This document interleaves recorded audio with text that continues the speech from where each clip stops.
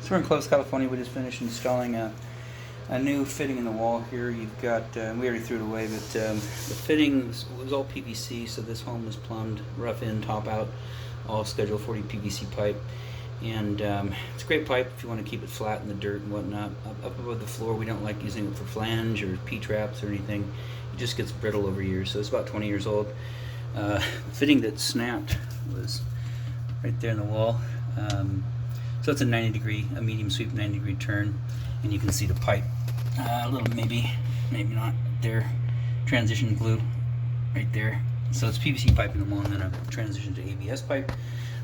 Little pipe stubbed out, and we stub it out far enough to where if there are any repairs in the future, you've got enough room to cut on that, so it's not too close to the wall. It's about a 3-inch pipe. Then of course we made a transition to tubular pipe, tubular trap, tubular extension, and then of course this is your faucet. So the rest of the work is yours. The existing shutoff valves, supply lines, the tailpiece here, and the drain and the faucet, that's all existing. But anyway, so we got that repaired in the wall, and then we got you a new P-trap in here.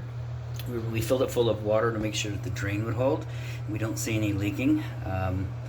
You know, keep an eye on that, because you know, it just sometimes a leak will develop, but it's dry all the way around there. So a little bit crooked, so the piping from front to back of the wall, instead of being straight up down, it's tipped just a little way, just like that. So we put our drain line in the same way. So if you were to look at it from the side, you'll see it doesn't quite look straight up and down, and that's so that we could push it up onto that drain assembly. But anyways, nothing's leaking down here, so that's fine.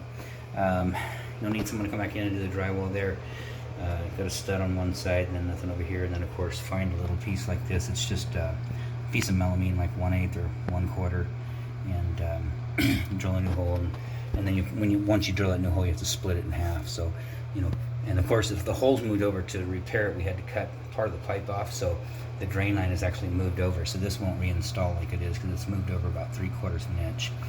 I mean, you just have to cut some of this hole out like that and then reinstall it. Sheetrock just came apart when we took it out, so we're not going to reuse that, and we're not doing the repair. We'll send you a guy, text you his details, and you can call him, and when he's free he can go out and take care of this, or you know, at your leisure you can. But anyways, everything here looks good outside of that. This installation is done.